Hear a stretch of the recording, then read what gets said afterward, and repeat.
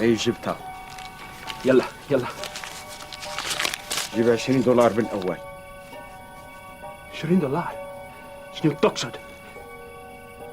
بالأسبوع الماضي كان 15. ما تريد. كيف عاد؟ إن كان هيك مريض.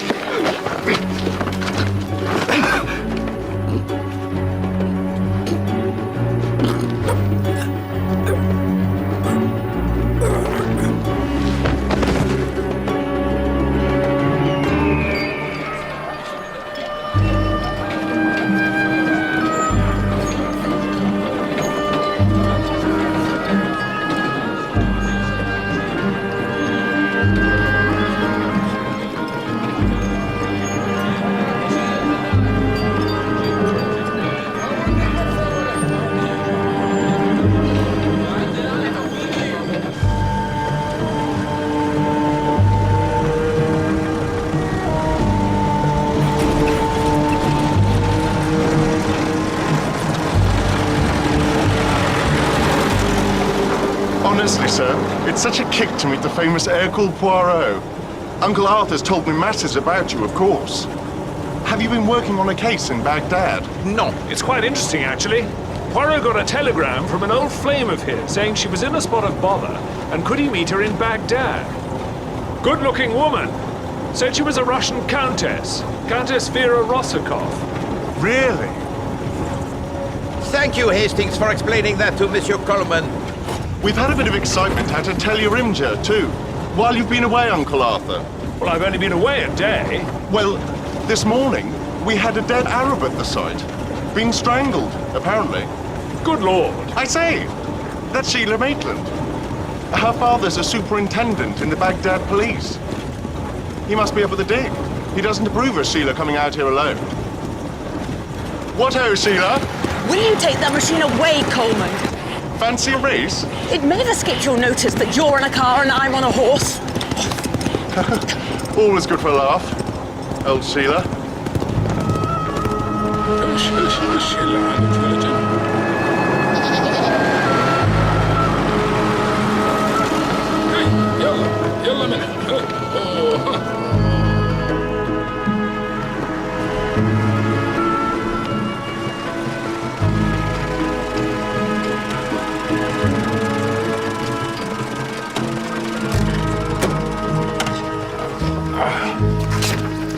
Thank you, Hastings.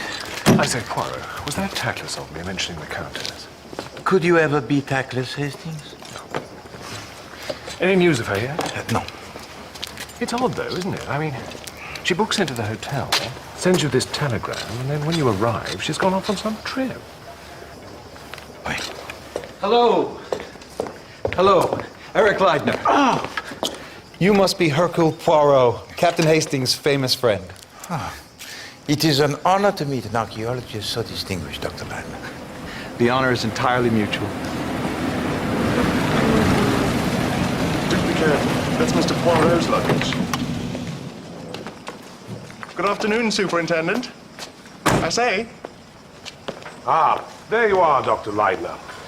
We've had a bit of luck with... I don't think you know Mr. Poirot. Mr. Poirot, this is Superintendent Maitland of the Baghdad Police. How do you do? Superintendent. Right.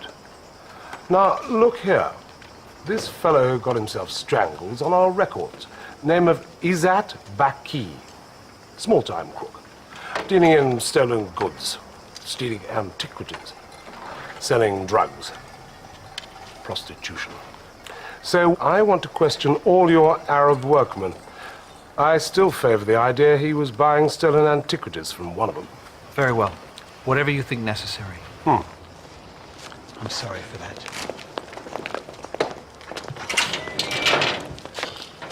This is where you'll be staying.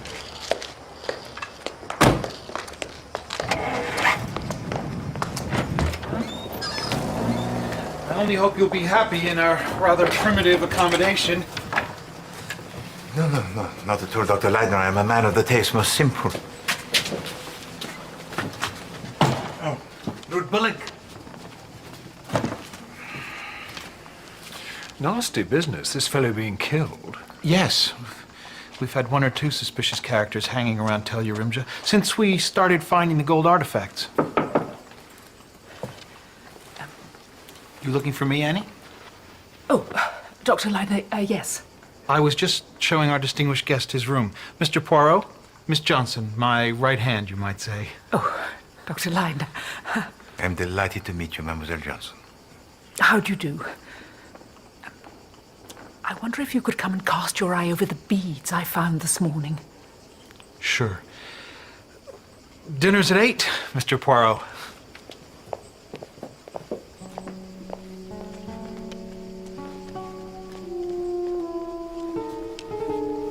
Where's the mosquito net, Hastings? Oh, we don't bother with them here. There's no body of water for miles, so we only get the odd mosquito passing through, as it were. A couple of little bites won't do you any harm. But I'm extremely sensitive even to the couple of little bites, Hastings.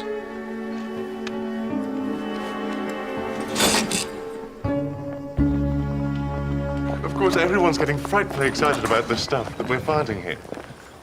Bill, I was just coming to look for you. Father Lavigny, this is Mr. Hercule Poirot. He's come to stay with us. I'm pleased to meet you, Monsieur Poirot. Mon père? I have heard much about your exploits. According to the log, there was a cylinder seal found by Mr. Mercado yesterday, which he gave to you to bring to the Antica. That's right, yes. Do you know where it is? I put it on that shelf there. But it's not there now. Well, Everybody on the roof, please.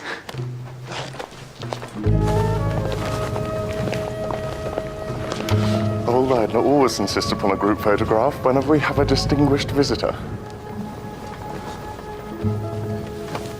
If the back row could move slightly to the left, you're not quite symmetrical.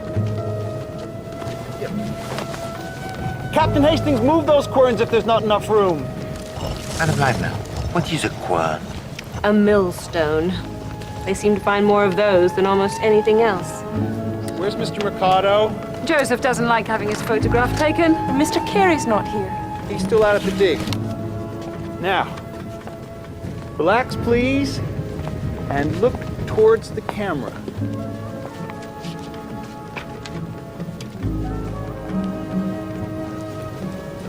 Quite still.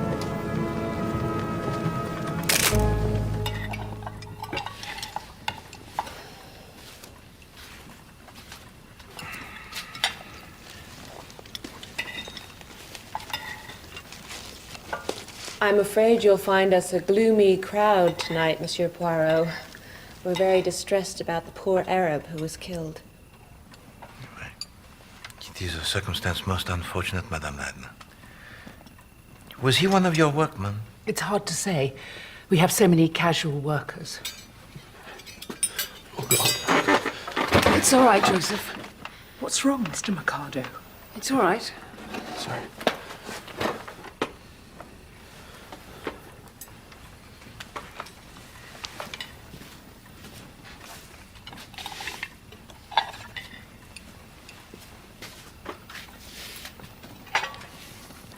I was reading in my guidebook last night why this bit of Iraq used to be called Mesopotamia. Apparently it's Greek for between two rivers. I mean, you know hippopotamuses. Well, hippo means river, and potamus means horse. River horse, you see.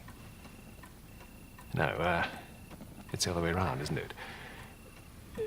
Hippo means horse, and potamus means river. Otherwise it would be between two horses. So, as Meso apparently means between, Mesopotamia means between two rivers. The two rivers being the Tigris and that other one.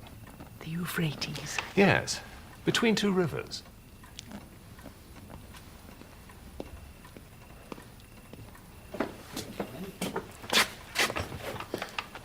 I should have thought you would have known by now that dinner is at 8 o'clock, Mr. Carey. I'm sorry, Mrs. Leitner. I thought that the work was what was important here. Not at the expense of everyone else's convenience. We finished our soup, I'm afraid. It's quite all right. I had to finish plotting those walls. Yes.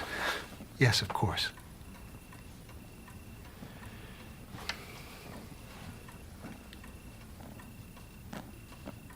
been lovely weather again today, hasn't it? Out of the sun, of course.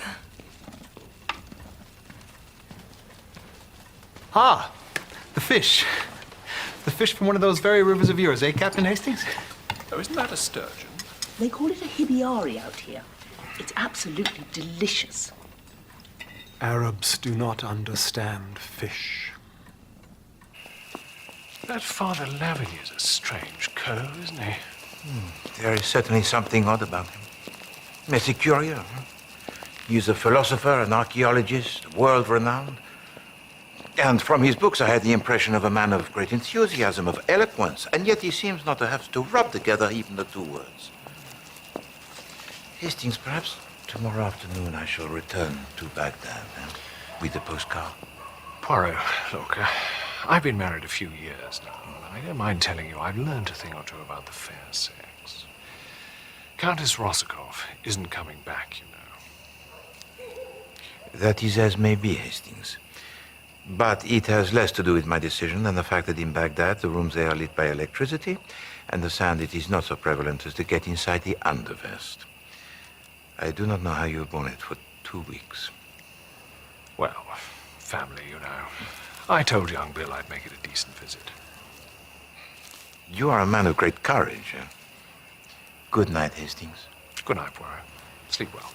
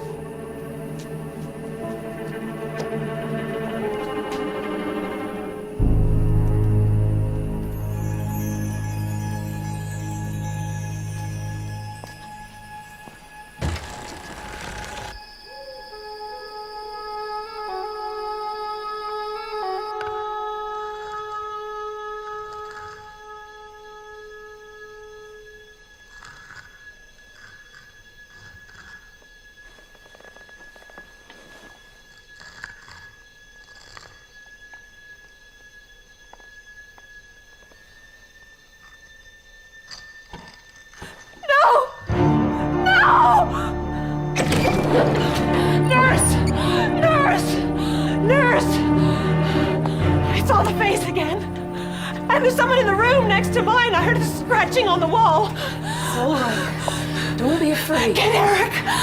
Yes. Get him. Yes. Dr. Leibner. Dr. Leibner. What is it? I saw the face again at the window, and I heard him scratching on the wall. What's the matter? Mrs. Leibner saw a face at her window, and someone was moving about in the Antiqua room. Right. Nurse. It's all right. Just breathe deeply. That's right.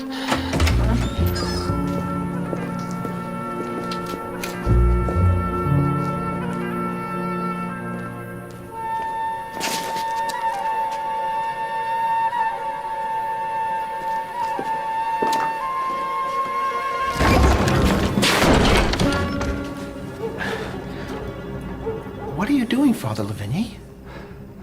I saw a light. I thought someone was in here. I'm just checking to see nothing's been touched.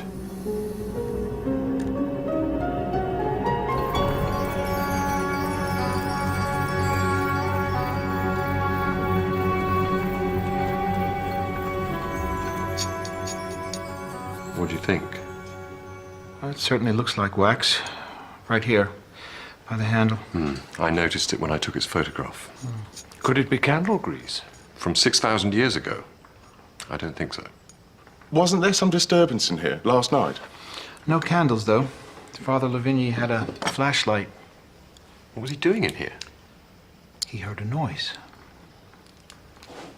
How's his latest translation? Don't be unfair to Father Lavigny, Richard. We've only found 4 tablets and seals as yet, and 1 of those has disappeared. I apologize, sir. But everybody says he's a famous epigraphist. I just look forward to seeing his first bit of work.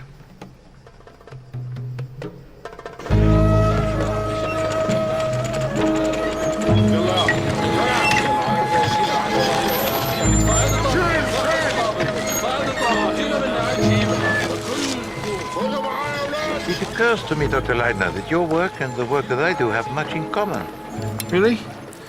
Well, all I've ever wanted to do is dig in the earth, find out the secrets that time has buried there. Exactement. The digging into the past. The sifting of a mass of dross for the clues.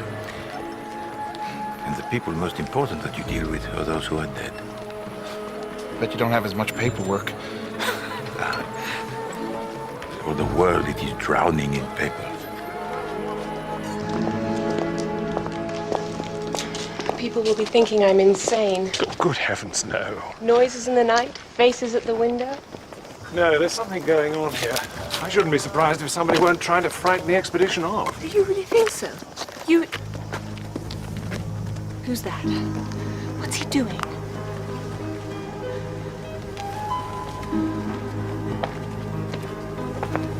Captain Hastings!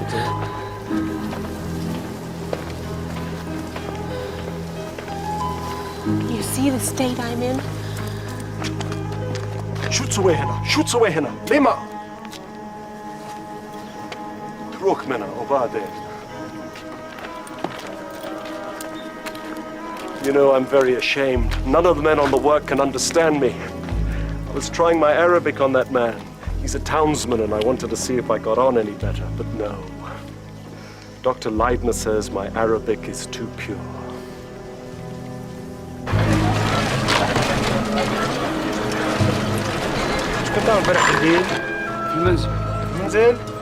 He can go next one. Go. Name?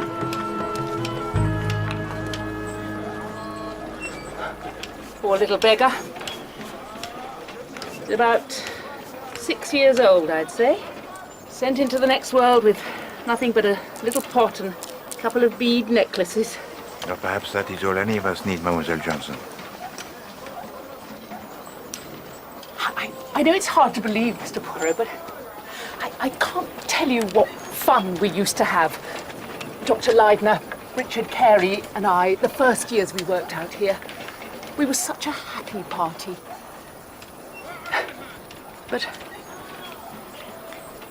But what, Mademoiselle Johnson?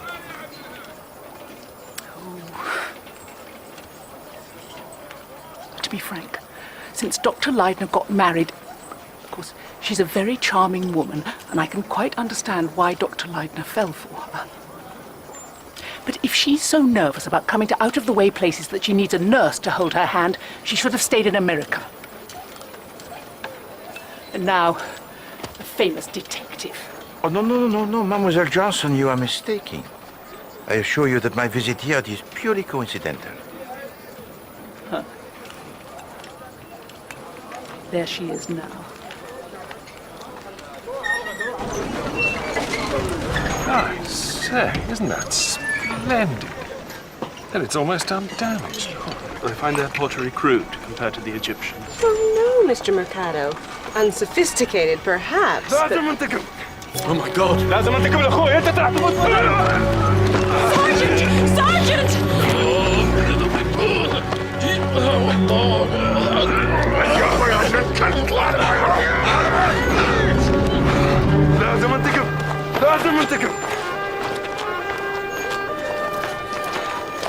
Are you all right, Captain Hastings? Yes, I'm okay. What was all that about, Mr. Mercado? Why do you ask me? The man is mad, obviously. He said he was going to avenge his brother. What brother? I do not know any brother.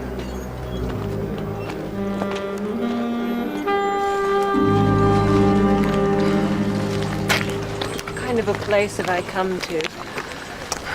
For years, I've lived in fear of being murdered. Well, you can't mean it. I assure you, Captain Hastings, that I do. Murdered by whom, Madame Leitner? When I was a girl of 20, I married a young man in our State Department, Frederick Bosner. I hardly knew him, I suppose. It was one of those foolish wartime marriages. We'd only been married a few days, and he went away. I never saw him again. Frederick was killed in the war, but he was killed in America. He was shot as a spy. It was terrible. Terrible. And then, about 3 months later, an amazing thing happened. I am waiting for you. If you ever marry another man, I will kill you. Signed, Frederick. But he's supposed to come from your husband, who is dead. Exactly. I thought I was mad or dreaming. Eventually, I went to my father. He worked in the State Department, too. He admitted the truth. My husband hadn't been shot at all. He'd escaped. The State Department had covered it all up anyway, and he was trying to protect me. But then, Frederick had been killed in a train wreck a few weeks after his escape, and he saw no reason to burden me with the knowledge. I shouldn't have told you this. I just thought you were someone I could talk to. A comparative stranger, just here for a few days. And you say now that you have received more of these letters? Some years ago, when I got engaged to be married, a whole flurry of letters started. I couldn't bear it. I broke off the engagement. It seemed that every time I became even friendly with another man, I was warned off. And then there was silence for years. I met Eric and we got engaged. Nothing. We married. Nothing. And then, 3 weeks ago, I got this. I have arrived. But if this isn't your former husband, who is it? I don't know. Frederick had a much younger brother named William. He was an unstable child, but he adored Frederick. Perhaps he feels that any involvement I have with another man is somehow betraying his brother's memory. And this William Bosner, you think that for this he might still be seeking the vengeance? The same night I received that, I saw the face at that window. No! For the first time. No! A dead face.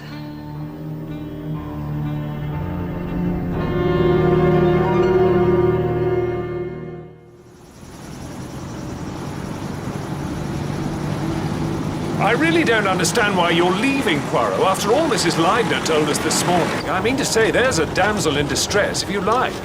We're all in bally distress this year. You wouldn't believe what a difference there is. There's Carey. Even he was quite cheerful last year. Believe it or not. He's worked with Leidner for years, of course. So's Annie Johnson. She blames Mrs. Leidner. Thinks her presence spoils everything. Is that your opinion, Monsieur Coleman? No. She's just jealous. She used to run round after old Leidner, donning his socks and making him tea in the old days. I suppose she feels a bit inhibited with Mrs. Leidner around. Whoops! That was a good one. We don't have to get there in 5 minutes, you know. Oh, that's half the fun of this run. You're getting old, Uncle Arthur. Speaking for myself, Monsieur Coleman, I have aged 10 years since I entered this automobile. It's none of your damn business how I behave. Of course it's my business. Now you listen to me, Mr. Richard Carey. Oh, there you are, Louise. I thought Miss Johnson might be up here. She's just going out to the dig. Oh, good. I'll try and catch her.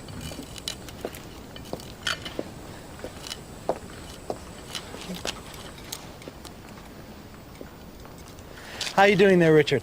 I'll give you a hand.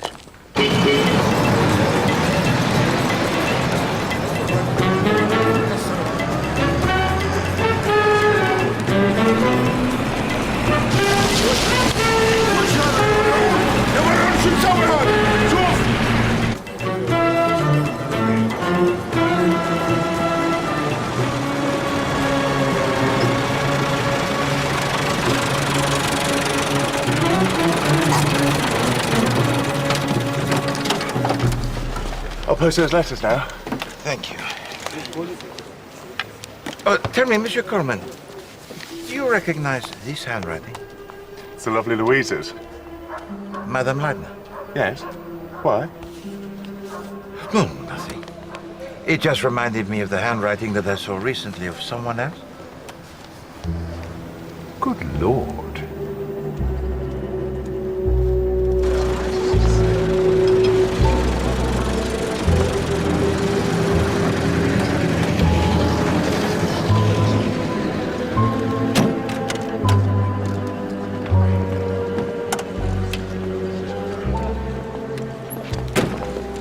Why would she write threatening letters to herself?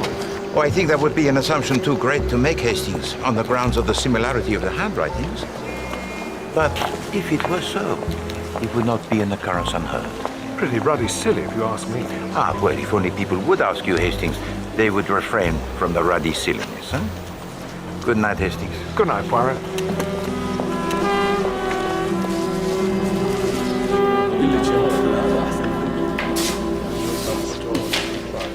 Monsieur, the key to my room, if you please. Certainly, Monsieur Poirot. The Countess Rosikoff, she has returned yet to the hotel? Not yet, Monsieur Poirot. Merci.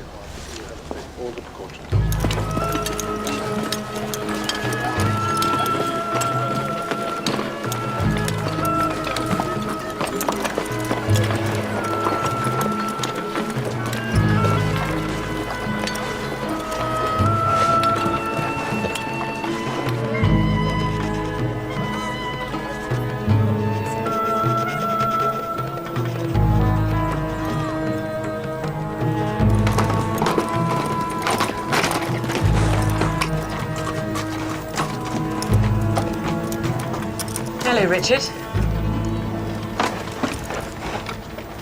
Hello, Sheila. You're a long way from home. If Muhammad won't go to the mountain. Why do you never come into Baghdad? There's nothing in Baghdad that interests me particularly. Really? I'm sure we could. Sheila, don't say another word. I am very nearly old enough to be your father. I wasn't saying anything.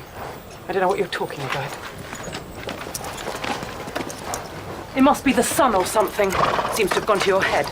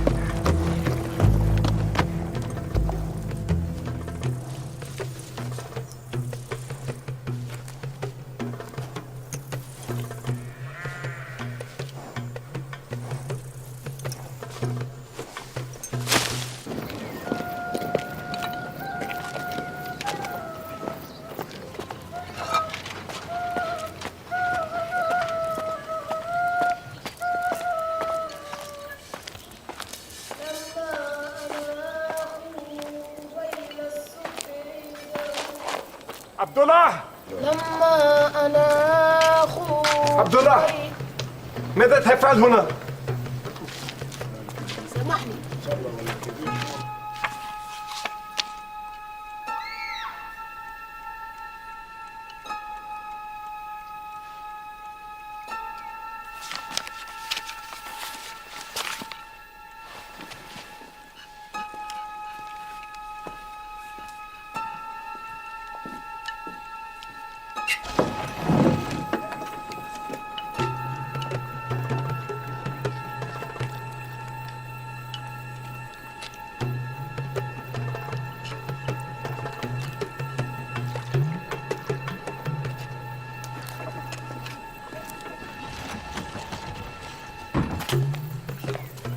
Father Lavigny, do you happen to know where my nephew is? I was hoping he'd run me into Baghdad again.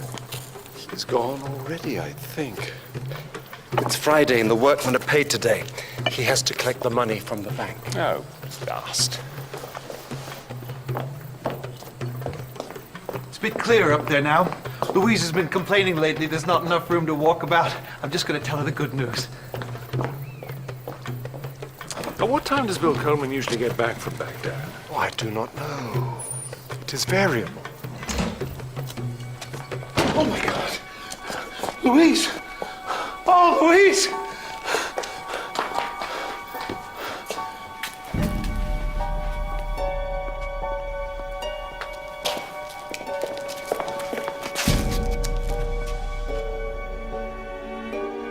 She's dead. Good God.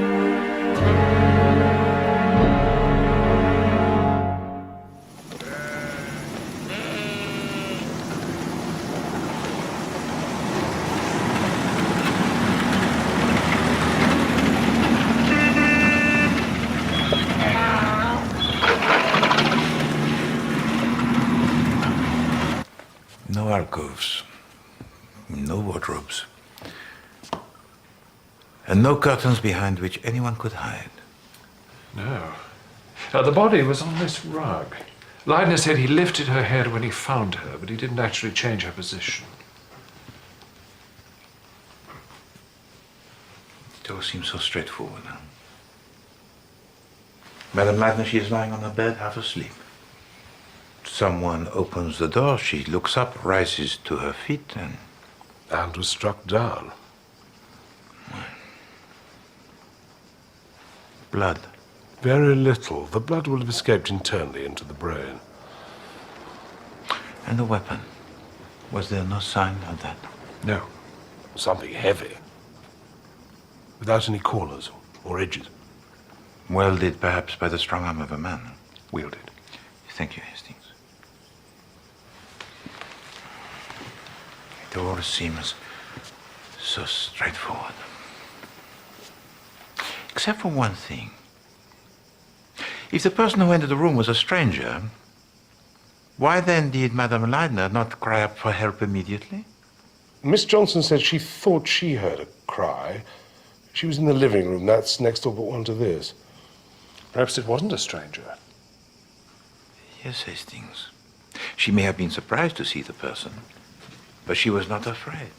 I doubt if anyone would hear a cry anyway. The window was closed. It was always closed in the afternoon to keep out the flies.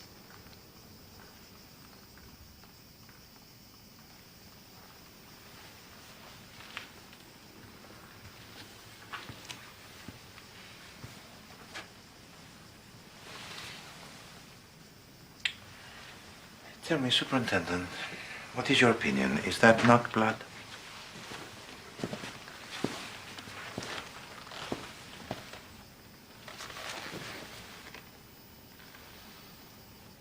It looks like it. I'll find out. Good. It is a puzzle, eh? The walls, they are the most solid. The windows, they are closed and barred. So the only way into this room is through that door. And the only way to that door is through the courtyard. And the only way into the courtyard is through the archway. And beyond the archway, there are 5 persons, and they all tell the same story. That no stranger entered the courtyard today. And I do not think that they are lying. The room of Madame Leidner, it is there. And you are working here. So the door to her room, it is in your vision all of the time when you look up from your work? That's right. Nobody could have gone in there.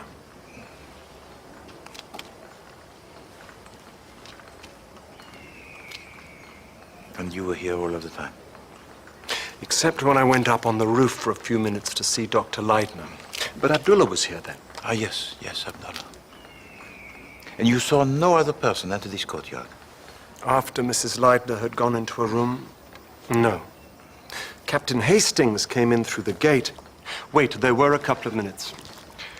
After I had been on the roof and I came down, Abdullah was not here. He'd crept off to see his Arab friends in the guard tent. And Abdullah, how long had he been absent, do you think? Not more than 3 or 4 minutes.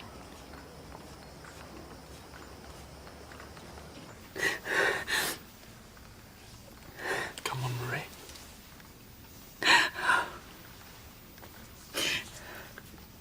She feels things too deeply. It's so terrible.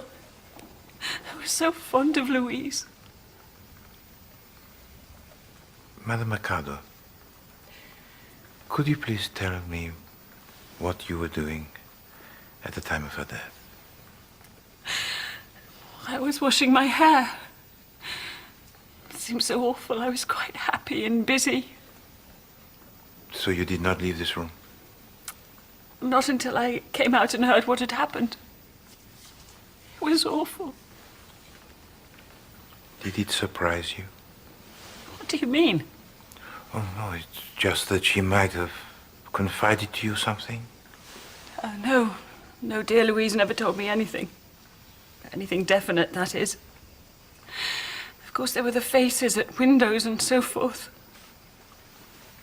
So there's nothing you can think of that would help us in any way? No. No, there isn't. Monsieur Mercado, could you tell me what you were doing at that time? I?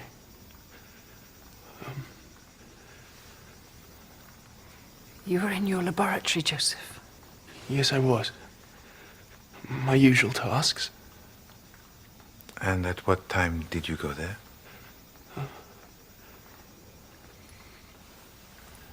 At 10 minutes to 1. That's right. Did you come out into the courtyard at all? No. It's horrible. I can't. It's so horrible. You mustn't give way, Joseph. Well, no way in from here, obviously. The window was shut anyway.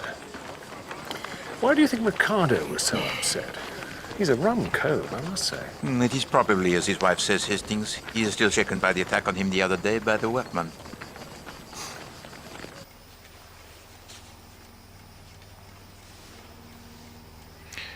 Tell me, Dr. Leitner, your love for your wife was your ruling passion. That is true, is it not? Yes. Then I must demand from you the whole truth. I assure you, Mr. Poirot, I've kept nothing back. No. For example, you have not told to me why you invited to join the expedition Nurse Letheran. But I've explained that. My wife's nervousness, her fears. No, Doctor. Your wife, she is in danger, yes. She is threatened with death, yes. And you send, not for the police, not even for a private detective, but for a nurse? I thought... You see, Doctor, it all rings, except for that one thing. Why a nurse? Well, there is an answer. In fact, there can only be one answer. That you did not truly believe that your wife, she was in danger. God help me. I didn't. Doctor, did you suspect that your wife wrote those letters herself? I thought that maybe worrying and brooding over the past might have possibly affected her mind. I thought that she might have somehow written those letters to herself without being conscious of having done so. That is possible, isn't it?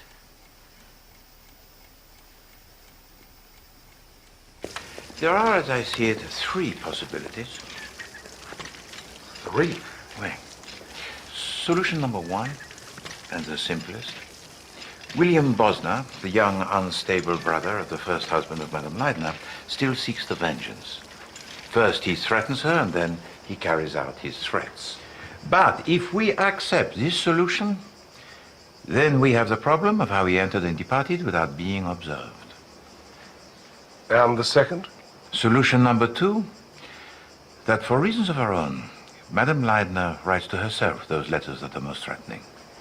I thought that was the idea you favored. But if this was true, then the letters, they have nothing to do with the murder. But now we come to solution number three. And to my mind, the most interesting. I suggest the letters, they are genuine. That they are written by William Bosner, the young brother-in-law of Madame Leidner, and that actually he is one of the staff of the expedition. Excuse me.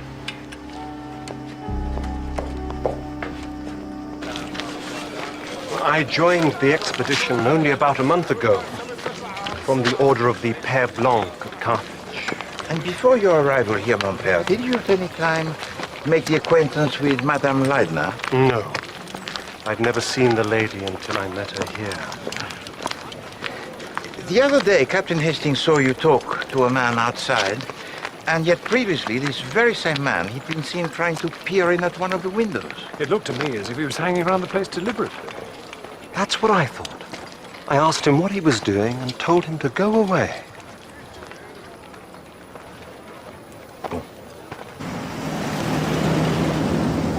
Father Levin is out of the question. He's a well-known man.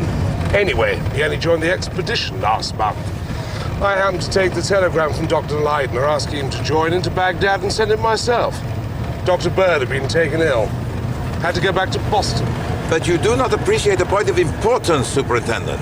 If it is William Bosner who has done this thing, where has he been all these years?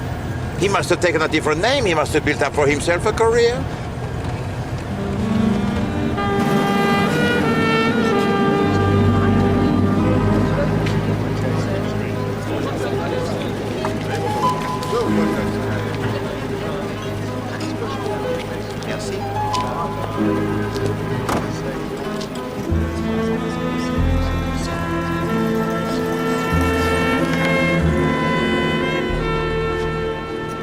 Countess Rosakov?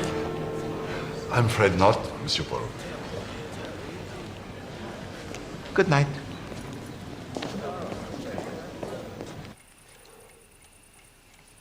I didn't even know Mrs. Leidner had been married before. Oh, yes. American. Went to the bad during the war.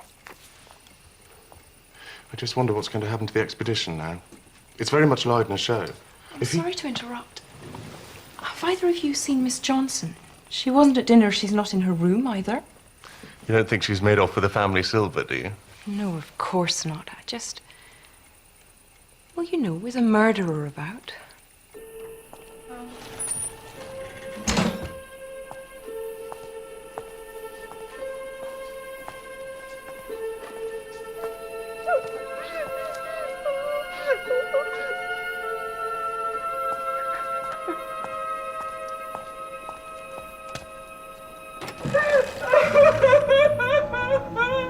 What's all this?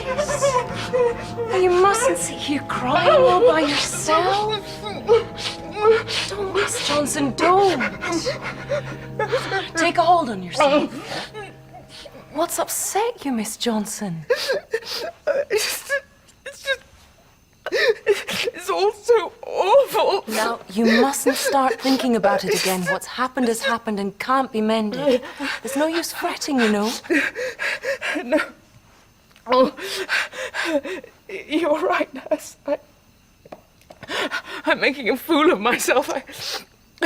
It all came over me suddenly. Yes. Yes, I know. A good night's sleep is what you need. Yes. Thank you, nurse. You're a nice, kind, sensible woman. Oh, it's not often I make such a fool of myself.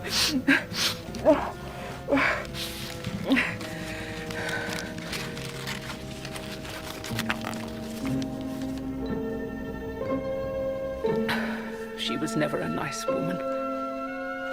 That to me.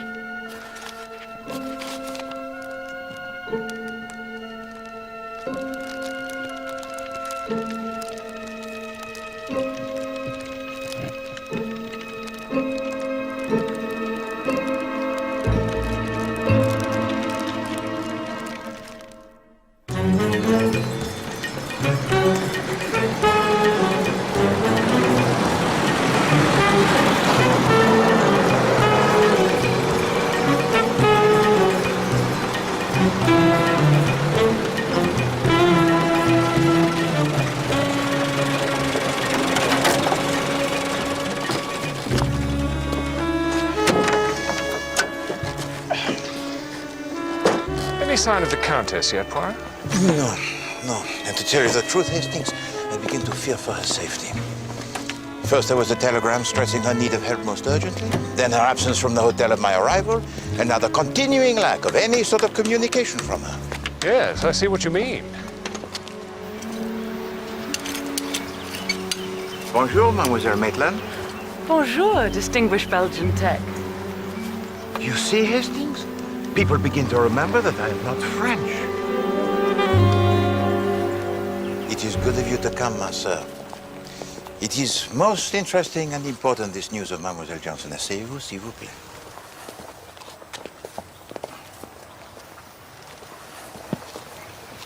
Mademoiselle. She must have murdered Mrs. Leidner. Why else would she burn that paper? The writing was exactly like the rest of the anonymous letters. Yes, no stuttering, but order and method. Huh? There is first a great deal that you have to tell me. Now, I could not ask you at Tel Yarimjab, but the good Dr. Leidner, he worshipped his wife. And he is sure that everybody else felt exactly the same towards her. But in my opinion, that would not be human nature. No. It is necessary for us to discuss Madame Leidner with, how do you say, the gloves removed. Huh? So, who was there on the expedition who did not like Madame Leidner? Oh. Well, it's only my opinion. Naturellement. Well, in my opinion, little Mrs. Mercado really hated her. And Monsieur Mercado? Well, he was a bit soft on her, if anything. Mrs. Leidner had a nice, kind way of being interested in people. It rather went to Mr. Mercado's head, I fancy. Mrs. Mercado wouldn't have been too pleased about that. I've seen her look at Mrs. Leidner as though she'd like to kill her.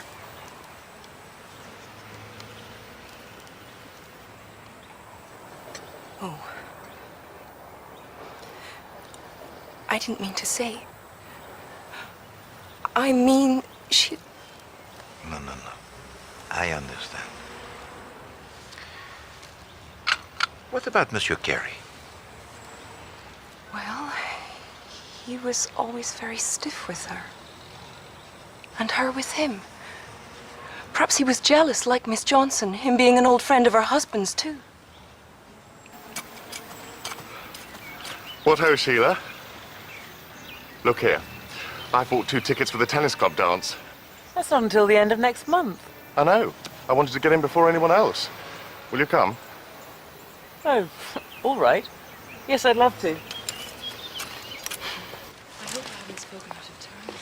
What is your opinion of the younger men, Hastings? William Coleman, for instance? I say, steady on, Poirot. He's my nephew. No, he's your nephew by adoption, Hastings. Yes, but all the same. How old was he when he was adopted by your sister and her husband? Oh, 8 or 9. His parents died shortly after the war. They were some sort of distant cousins of Harry Coleman. And where was that, Hastings? In America, actually. Bill had the most peculiar American accent when... I say...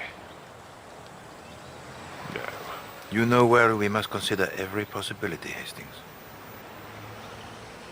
Good Lord.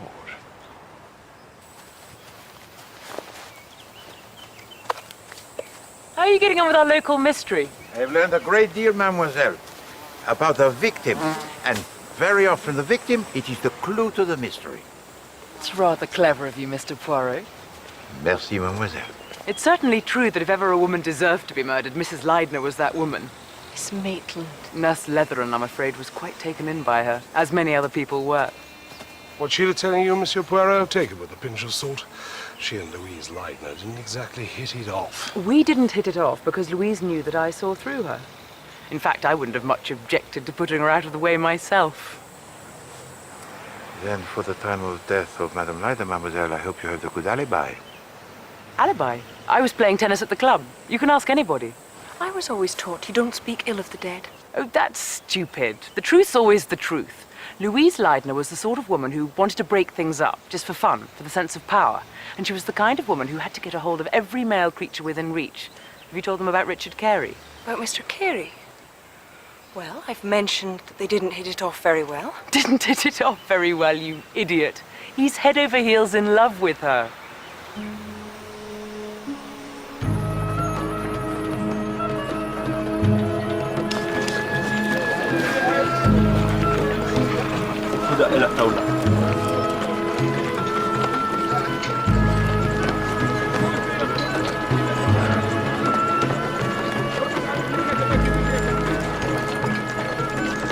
Tell me, Hastings, Monsieur Mikado, is he right-handed or left-handed? Right-handed, I think. Yes. Bonjour, Monsieur Mikado. Good morning. Not many people visit me out here. You dig too deep, monsieur. It is very difficult on the legs, you understand. These people must have been jolly fit. The lower you get, the more interesting it becomes. Follow me, gentlemen. One interesting thing is that the pottery found above this level, it shows a marked difference. Here, I will show you. If you look at this piece... Something stung me. A scorpion, perhaps. Vite! Voila. I knew I felt something. But it is not a scorpion, though. Or it would be already swollen.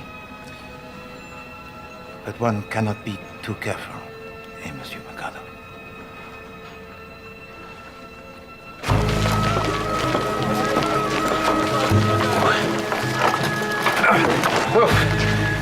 That was neat, eh, Hastings? What was that, Poirot? Did you do that? Oui, I was the stinging insect, and very neatly I did it too. Regard. You did not see me, eh, Hastings? But what for? I wish to observe his forearm, Hastings, the left one. Did you not notice anything? Well, yes, I did, as a matter of fact. A lot of marks on the skin. Oui. I suspected, but now I had to be sure. Monsieur Mikado, he is addicted to drugs, Hastings. I see. So where does that lead us? For the moment, I cannot say. But facts, Hastings. Facts. Those are the cobbles that make up the road along which we travel.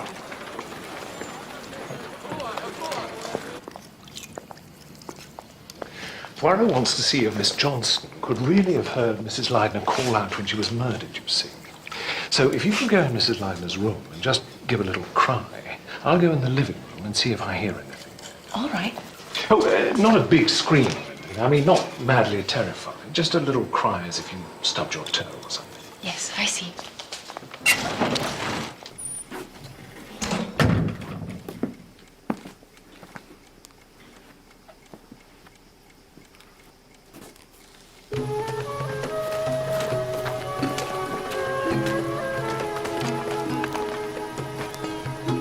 Bonjour, Monsieur Carey.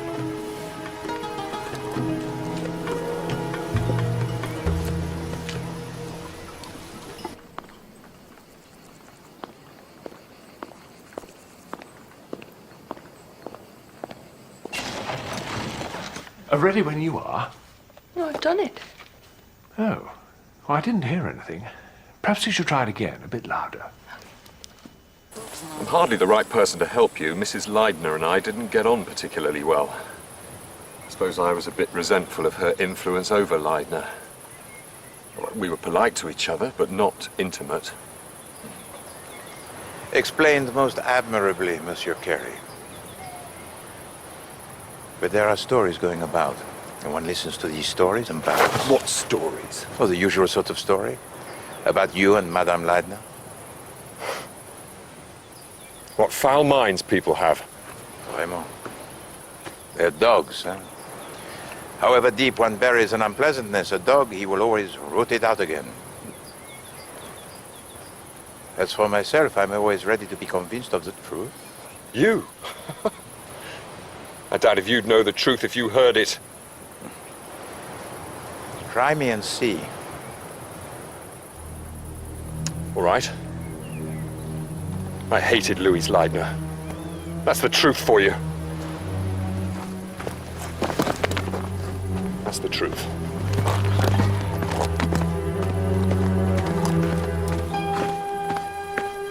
We tried it several times, getting louder and louder. Even when Nurse Leathern screamed quite loudly. You couldn't hear it in the living room. These mud brick walls are damn thick, you know. Good, Hastings, good. The only way we heard it was when we tried it with the window open. With the window to the room of Madame Leidner? Yes. Well, that is very interesting, Hastings.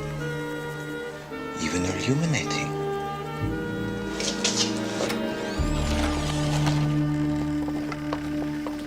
Madame Mercado, Mademoiselle Johnson, bonjour. Good day.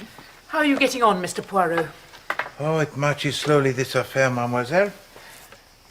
But this morning I was in Baghdad with Superintendent Maitland. His daughter is a young lady, most charming, n'est-ce pas? Sheila Maitland? Oh, she's all right. Of course, she's the only young creature in the place, so she gets a bit spoilt by all the young men dancing attendance on her. Not that she doesn't encourage them. She was out here yesterday afternoon looking around for one or other of them. What's that you're doing? This. Oh, we found another cylinder seal at last.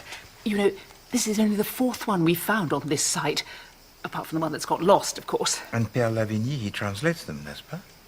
Well, there's not usually much to translate. They're more pictorial, although that varies from age to age. This one's just got a short inscription, just by the picture. It's probably the name of the owner. How old is it? Oh, about 5,000 years. Ah. Oh, it is of great beauty. I'm just doing the mould in the plasticine, and then we make a plaster cast, and he works from that. That's most ingenious. Have you got a lot of plasticine? I could do with a bit. Hastings, you're of too great an age to play with plasticine. No. There's a hole in the door of my room, and the mosquitoes just seem to stream through it at night. Oh, help yourself. There's some in the stationery cupboard. Oh. I think it's where there used to be a lock. They've taken the lock away and left the... I say. What's this? Poirot?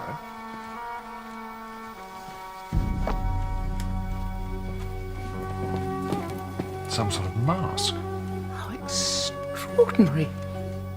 How did that get in there?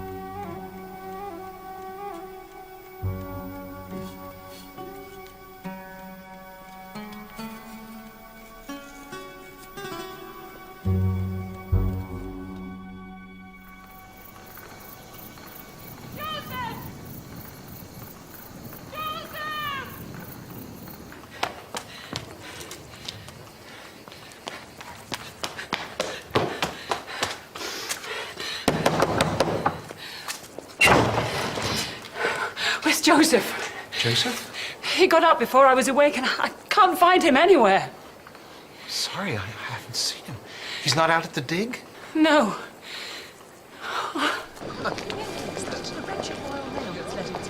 I know, absolutely. Well, all of the measures I can do, get it out of this.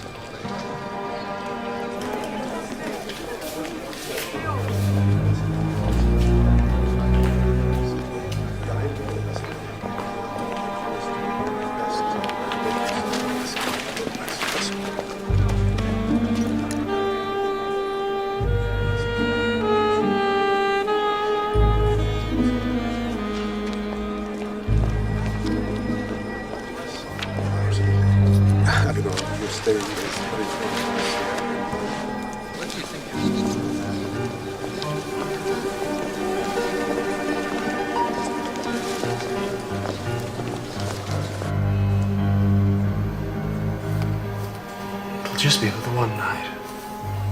Very good, sir. Thank you.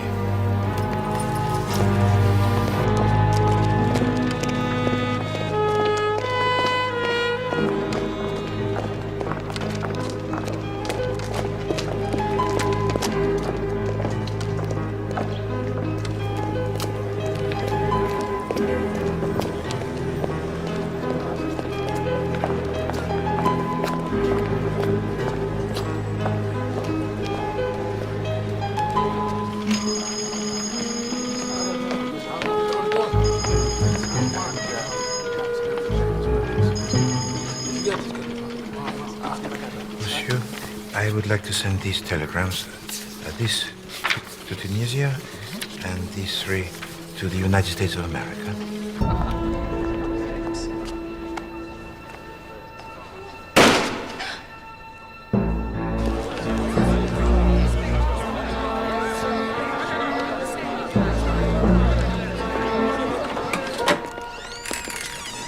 Keep them back.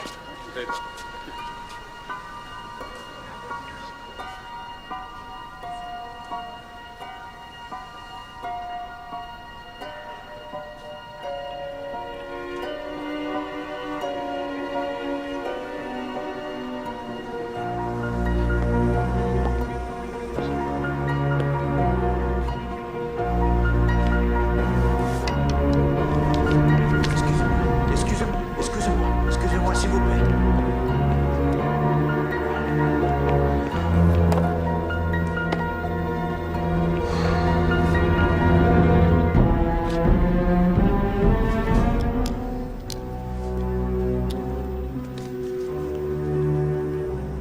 Now that this foul drug has led me to murder, I can no longer live with myself. Marie would be better off without me.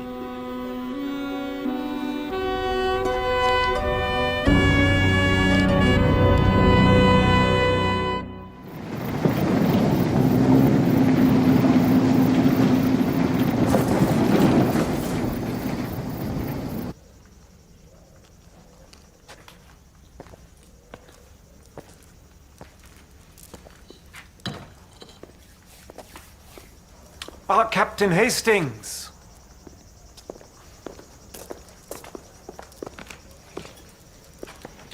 Is there any news of the man who was hanging around outside? The man I spoke to? I don't think so. I've been wondering since whether the man could have been an Iraqi dressed up to look like a European. Seems clear to me he had some overwhelming interest in Mrs. Leidner. Your friend, Monsieur Poirot, is coming out to visit us today? No, he's a bit busy today. Sending telegrams. Telegrams? Where to? All over the world, he said. But that was probably a bit of foreign exaggeration. I think perhaps he also exaggerated the length of time it would take him, Captain Hastings.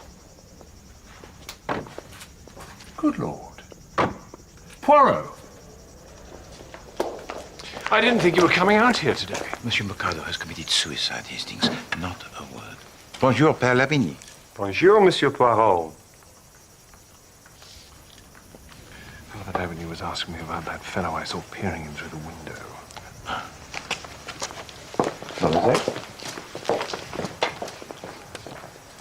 Hello, Abdullah.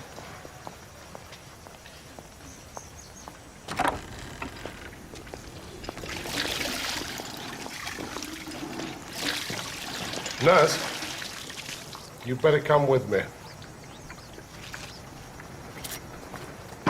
So, in answer to your question, mon père, no. The man is probably of no significance anyway. Ah, that's so beautiful cup.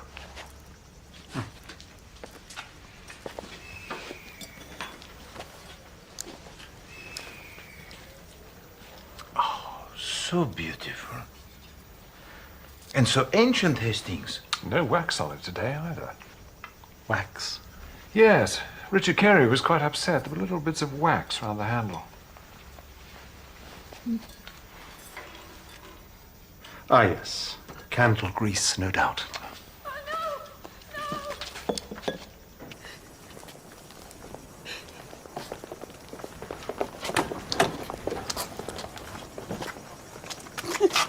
Do you need me to go with you? It's all right. Does that mean Mikado killed the Arab? But the Arab was well known to the police, Hastings, as a dealer in drugs. Do you think he killed Mrs. Leidner, too? She may have known of the addiction of Monsieur Mikado. And perhaps it would have suited the temperament of Madame Leidner to feel that she knew a secret which she could reveal at any minute, with the effects most disastrous, huh? So for Monsieur Mikado, certainement, he would have had a motive.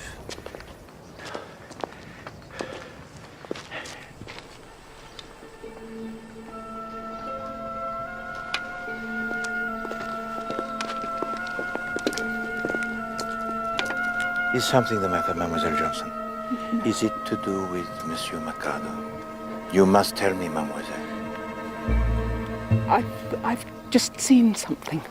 And what is it that you have seen? It is important that you tell me, Mademoiselle. I've seen how someone could come in from outside and no one would ever guess.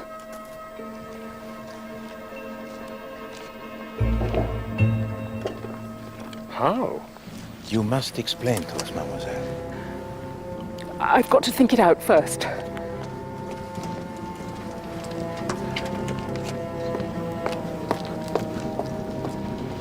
Is she all right?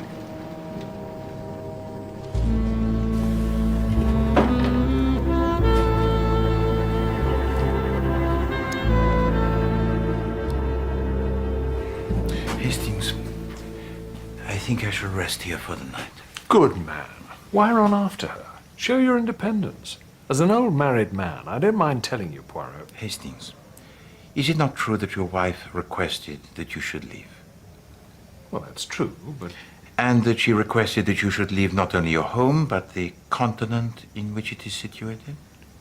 Yes, but just for a holiday.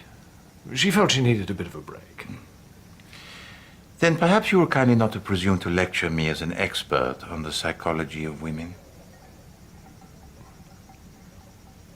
I would never have thought it of Joe Mercado. I never suspected a thing. Bien, Dr. Leidner, an addict is always adept to the extreme in concealing his addiction.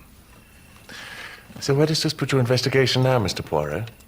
I do not know that it adds to it, nor that it takes away from it, Monsieur Coleman. But this investigation, it marches more slowly than I had expected. But it marches. Only I hope that it holds for us no more surprises. I'm into that. Entrez. I brought you a pair of pajamas, Poirot, and a razor. Oh, that is so good of you, mon ami. Thank you very much. You sure you're going to be all right in here, Poirot? Yes, of course I shall be all right, Hastings. I wouldn't want to sleep in here, I don't mind telling you. Hastings, what is done is done. The room, it is entirely neutral. There are no resonances that are ghostly of the death of Madame Leidner. And perhaps there is something that I may learn. Yes, all the same. Good night, Hastings. What? Oh, well, good night, Poirot.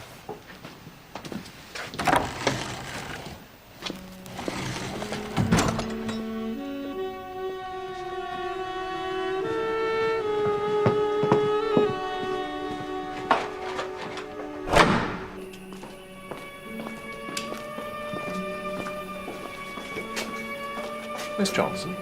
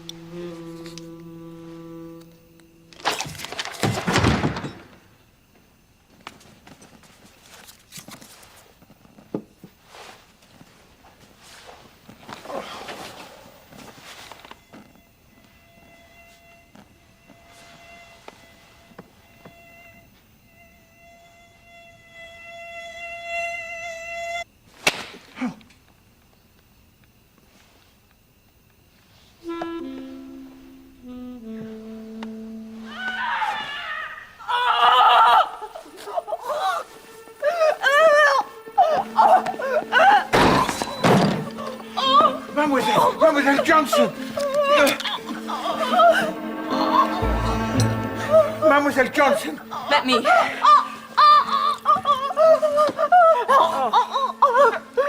Oh, she's drunk something corrosive. It's all right, Miss Johnson. We'll soon have you better. Hydrochloric acid. What's happened? Get my bag from beside my bed and send someone to Baghdad for a doctor. What, mademoiselle? What? What is it, mademoiselle? Please, try to tell me. What is that, mademoiselle? Window.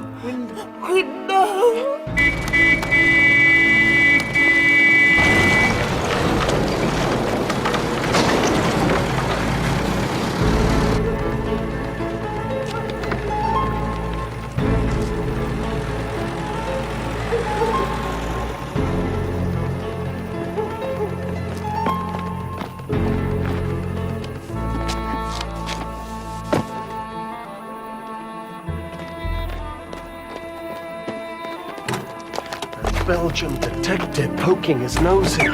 Much good may it do him. We can be across the border by dawn.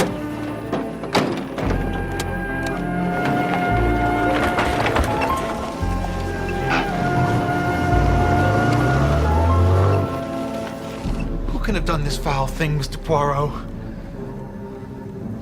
Captain Hastings, how is Miss Johnson? She's dead.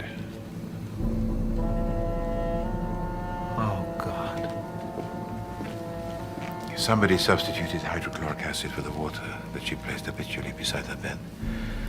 Half awake, she would have swallowed sufficient of it before she realized. God.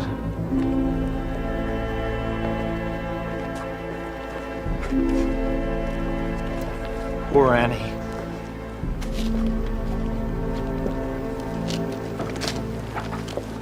Nothing to show whether she took it from the laboratory herself or not. There is someone missing, sir. Missing? The French priest. Know anything about this?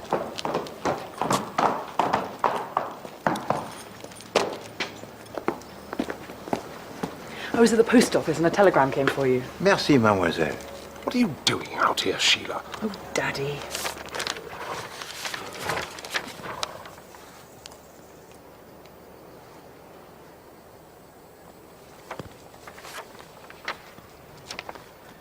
It's in French. It tells me that Père Lavigny has not left his monastery in Carthage for the last 6 months. I don't understand. Dr. Leidner, I regret to have to inform you that the cup of gold in the Antico room and the ornaments made of the hair of gold and several other artifacts are electrotype's most clever. Forgeries? That's impossible. Did you know Père Lavigny by sight before he arrived? Not by sight, no. Good God. But on the illness most sudden of Dr. Bird, you sent a telegram to Carthage, did you not? Asking Père Lavigny to replace him? Then to intercept a telegram what could be easier. Superintendent Maitland, I conjecture that he would be wise to alert the border posts to watch out for him traveling with another. Got that, Sergeant Zibari? Get on the radio to Baghdad. Yes, sir. Why do they have to kill Miss Johnson? What has she got to do with it? Nothing at all, Superintendent. She was trying to say something before she died, wasn't she, Mr. Poirot? Right. I thought she was trying to say the word window. Was the window open? Yes. She always kept it open. I wondered if someone had changed the drinking water that way. Nurse Letheran, if she had observed the mysterious hand enter in through the window and exchange the jug, scarcely would she have swallowed the contents of the glass without a hesitation considerable. And why was she talking about the window? Are we sure that's what Superintendent Maitland, sir.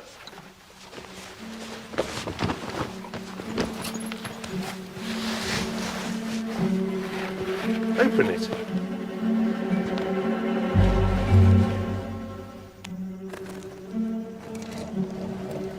Look, if that isn't blood, I don't know what it is. I blame myself, Hastings. I should have made her tell us. What, when she said she realized how someone could get in from outside without anyone knowing? La pauvre femme. But how could you have made her tell us? Sacré nom de chien, va. But what did she see? Well, she said she wanted to think it out. Yes, and that it was under death warrant, Hastings. If only she had told us. What is that, mademoiselle?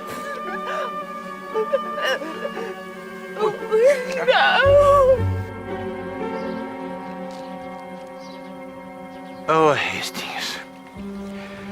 What a fool that I have been, when the truth, it is so clear. So simple.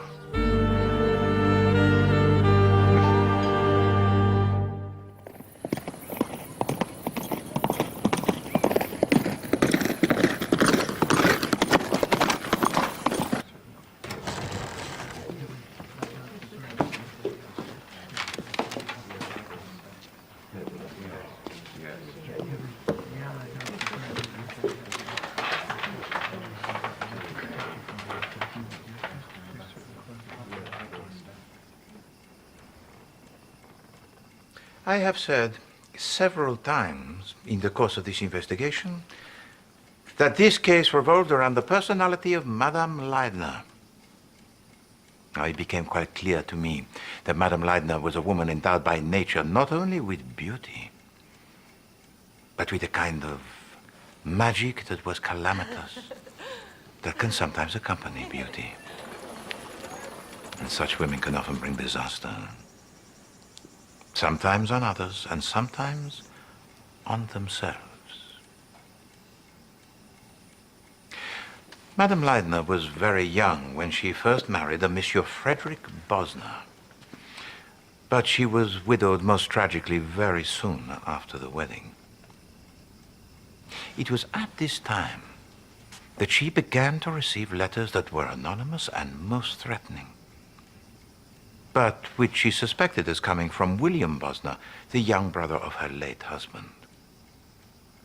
Over the years, every time she becomes involved romantically with a man, a letter most threatening and anonymous it would arrive, and the affair, it comes to nothing. But then there appears on the scene Dr. Leidner, and no such letter arrives. They fall in love, they become engaged, and still no letter. Suddenly, nothing stands in the way of Madame Bosner becoming Madame Leidner. Why? And why then did such a letter arrive after the wedding with Dr. Leidner when she arrived here? Well, this is history, Poirot. Oui, d'accord, mon ami, but history of the importance extreme. But now, Superintendent, I will come to the present and the consideration most particular of the entourage of Madame Leidner. On the face of it, any one of them may have committed a murder. Oh, look here, that's absolute rot. No, Monsieur Coleman, it is not the rot. Now, the first person to consider was Père Lavigny, who now, of course, has fled, but revealed himself to be a thief and a forger of the antiquities archaeological, but not, I think, a murderer. Also, there are 3 persons who have the alibis that are watertight. Dr. Leidner, who never left the roof, Monsieur Richard Carey, who was working at the dig, and Monsieur Coleman, who was in Baghdad. But even these alibis, mes amis, are not as good as they seem, no. Oh, except that of Dr. Leidner. There is no doubt that Dr. Leidner was on the roof all of the time and only descended long after the murder it had happened. But now it is necessary for us to pause for a moment to consider Mademoiselle Maitland. Mademoiselle Maitland was very open with me concerning her feelings for Madame Leidner. We didn't hit it off because Louise knew that I saw through her. In fact, I wouldn't have much objected to putting her out of the way myself. Then for the time of death of Madame Leidner, Mademoiselle, I hope you have the good alibi. Alibi? I was playing tennis at the club. You can ask anybody. But was that true? Of course, she's the only young creature in the place, so she gets a bit spoilt by all the young men dancing attendance on her. Not that she doesn't encourage them. She was out here yesterday afternoon looking around for one or other of them. I heard something very different in a conversation most casual that I had with Mademoiselle Johnson. All right. I rode out to the dig after lunch. Then why did you not say so, Mademoiselle, when I asked you? I couldn't. Daddy doesn't like me coming out here by myself. But it's so boring in Baghdad. You don't know what it's like. But you do admit that you did not like Madame Leidner. Well, I don't like a lot of people, but I don't go round murdering them. I just rode out here because I wanted someone to talk to. I wasn't far from the expedition house when I saw the expedition car drawn up in a wadi. I thought it was rather queer. Then I saw Mr. Coleman. Did you speak with Monsieur Coleman? No. Why not? He was looking very furtive. It gave me an unpleasant feeling. I know it looks a bit fishy, but I've got a perfectly good explanation. Mr. Mikado had given me a jolly fine cylinder seal to take back to the Antica. I put it in my jacket pocket, went for a walk, and forgot all about it. The next day I discovered it had gone. I must have dropped it when I took my jacket off as I was walking along that wadi. I rushed all my business in Baghdad and spent an hour searching for it. And so, the behavior of Monsieur William Coleman on the day of the murder was indeed certainly suspicious. But I do not think that Monsieur Coleman, as Monsieur Coleman, has the temperament of a murderer. No. But there is nothing yet to veto the idea that his personality, which is most cheery, might conceal the hidden one of Monsieur William Bosner. Why all of you listen to this chap beats me. Mademoiselle Maitland, when you arrived at the dig, did you see anyone? None of the expedition members, no. There seemed to be no one there but the Arab foreman. شفته Mr. Carey? شفته هناك. You did not even see Monsieur Carey? All right. Yes, I did. For a few moments. Really? Near the dig. I'm sure we could. Sheila, don't say another word. I am very nearly old enough to be your father. And you, Monsieur Carey, did you leave the dig after Mademoiselle Maitland, she had departed from you? Did you return towards the house? No. You see, according to some, Monsieur Carey and Madame Leidner, they did not like one another. Now, another person, Mademoiselle Maitland, propounded a theory that was totally different to account for their attitude of la politesse frigide, and Monsieur Carey himself told me something different again. All right. I hated Louise Leidner. That's the truth for you. That's the truth. I believe that he did hate Madame Leidner. But why did he hate her? He was, to begin with, devoted to his friend and employer, Dr. Leidner, and quite indifferent to his wife. But that did not suit the temperament of Madame Leidner. No. So she set herself out to trap him. And then there occurred something, I believe, that was totally unforeseen. She fell in love with him. And he was not able to resist her. I suspected something of the sort very early on. And there we have the truth of the state most terrible of nervous tension that he has been enduring. Oh, he loved Louise Leidner, yes. But also he hated her for undermining his loyalty to his friend. Are you accusing me of murder, Monsieur Poirot? You think I'd kill Louise, you fool? No. Merely I am taking you all on a journey towards the truth. And I have established one fact, that every single member of the expedition could have committed the murder, including Nurse Leatheran. I was a stranger. I'd only been here a few weeks. Eh bien, ma sœur, was not that just what Madame Leidner was afraid of, a stranger from the outside? And as a hospital nurse, you could have easily killed Madame Leidner and Mademoiselle Johnson. But I do not think that you are William Bosner. No. Of course, there are many men who can impersonate the women most successfully, but no, it is my belief that Nurse Leatheran is exactly what she says she is. A hospital nurse of the most competent. Oh, thank you for nothing. All along, it had been in the back of my mind that one of the members of the expedition might have some knowledge that they had kept back. Knowledge that would incriminate the murderer. If so, this person would be in danger. And in this I was proved correct most tragically by the death of Mademoiselle Johnson. 2 nights ago, when Nurse Leatheran discovered Mademoiselle Johnson in tears. Give that to me. The scrap of paper that was discovered by Nurse Leatheran was burned by Mademoiselle Johnson. It is my belief that before Nurse Leatheran entered the room, Mademoiselle Johnson had been tidying up some papers. She must have come across a draft that was unfinished of one of those letters that were anonymous. And the handwriting, it is constructed most carefully to resemble that of Madame Leidner, and the killer has been careless to leave it. But now the identity of this killer is known to Mademoiselle Johnson. She cannot understand it. It upsets her badly.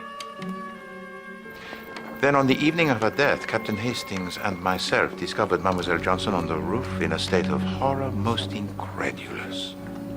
I've seen how someone could come in from outside and no one would ever guess. I realized that Mademoiselle Johnson deliberately looked in the opposite direction and, in order to throw us off the scent, said the very first thing that came into her mind. But the murderer had been observing her closely and realizes that she knows the truth. So now she has to die. And that night she does so. But not before she tried to help me.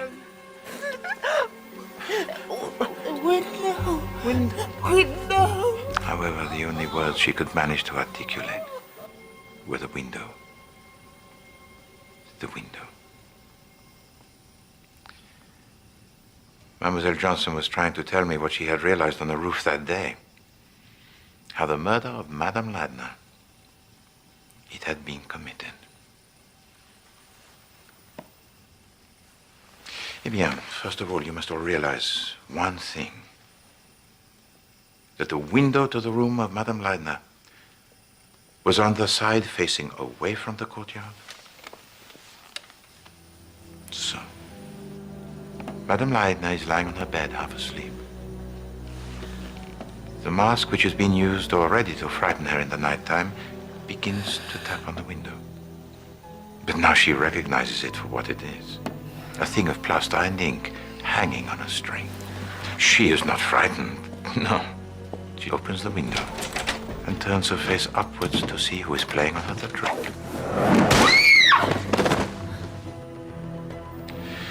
Before the quern of stones smashes down on her head, does Madame Leidner see, I wonder, the face of her murderer?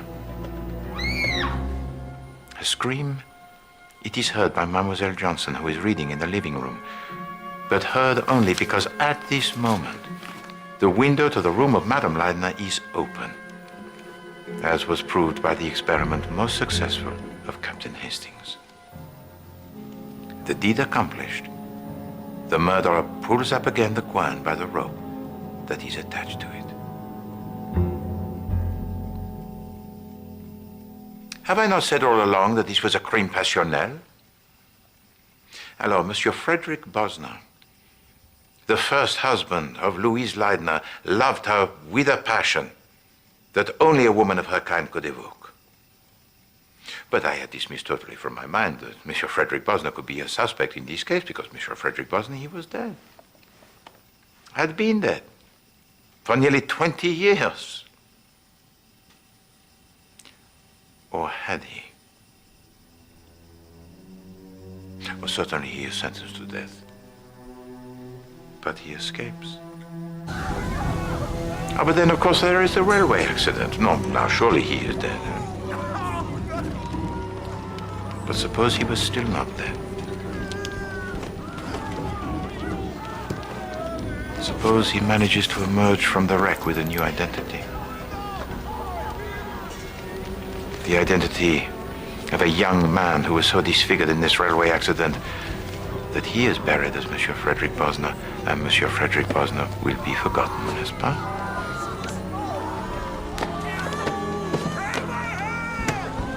You will be free to build a new life, using a new name. So, is Monsieur Frederick Bosner here amongst us today? This Frederick Bosner is a man of ability. He finds himself a profession that is congenial to him. He also keeps himself informed of the movements of his wife. She shall belong to no other man. And whenever he judges it necessary, he dispatches a letter. And he copies most carefully some of the peculiarities of her handwriting, just in case Madame Leidner decides to take to the police his letters.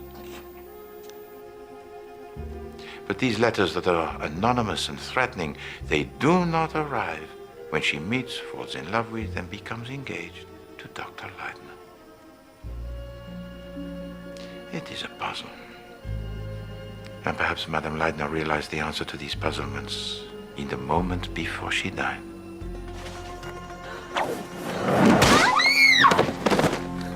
Certainly that is what Mademoiselle Johnson had realized. How the murder, it had been committed from the roof. But what Mademoiselle Johnson could not have realized, as Madame Leidner had done, was that not only was the murderer Dr. Leidner, whom she adored, but that Dr. Leidner was indeed Monsieur Frederick Bosner. He has to wait 15 years before the ravages of time to his face and to the memory of Madame Leidner obliterates the old Frederick Bosner. They meet and all goes well. They marry and all goes well. Until into the life of Madame Leidner there appears Monsieur Richard Carey. And that seals her fate.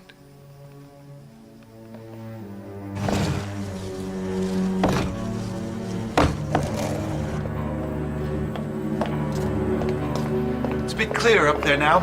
Louise has been complaining lately there's not enough room to walk about. I'm just going to tell her the good news.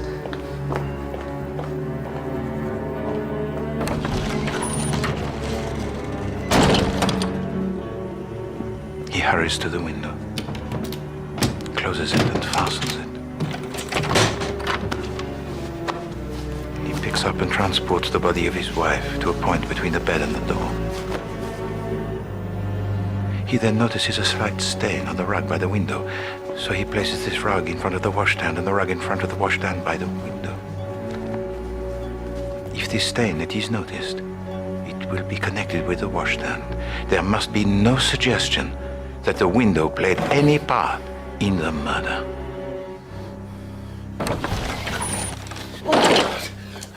Louise! Oh, Louise! A murder most cruel and hideous, Dr. Leidner. And not content with that, you tried to incriminate Mademoiselle Johnson, who was good and loyal to you, who was in love with you, by planting in her room the very quern with which you had killed your wife.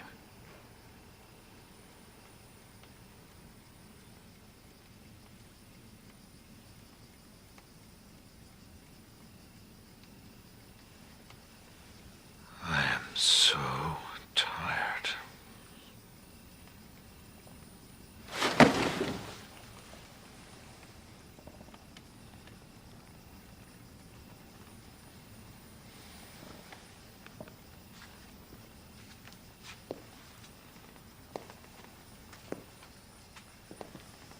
I'm sorry about Aunt Johnson.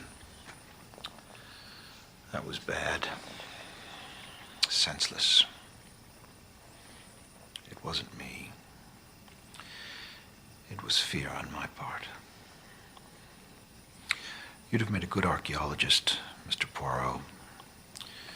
You have the gift of recreating the past. I loved Louise, and I killed her. But you shan't have her, Carrie. You betrayed me. You betrayed both of us. Oh, if you'd known Louise, you'd have understood.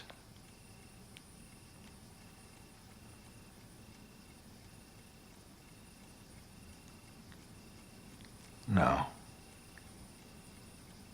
I think you understand anyway.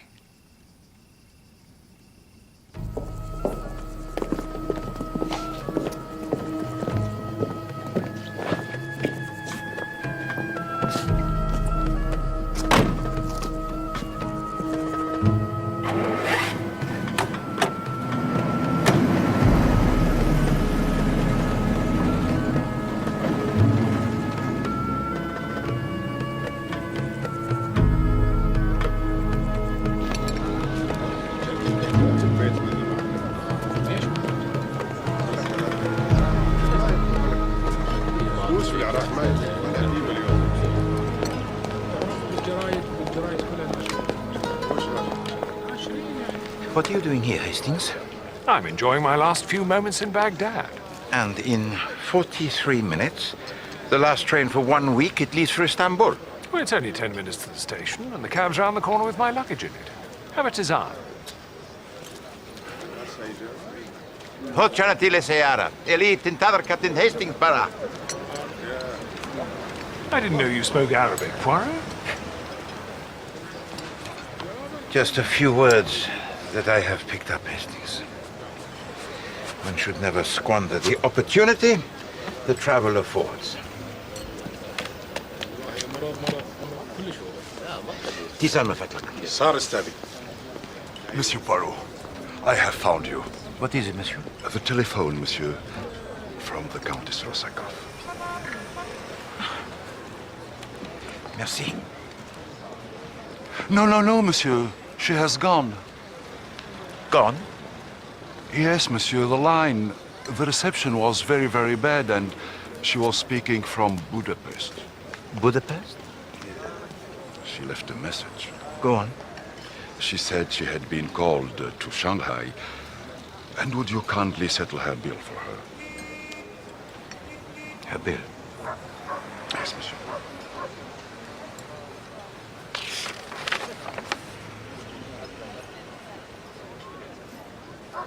She said she would settle up the next time she saw you.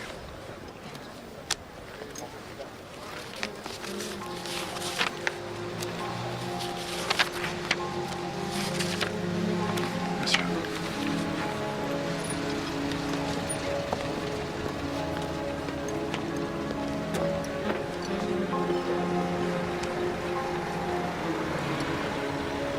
Do not speak, Hastings.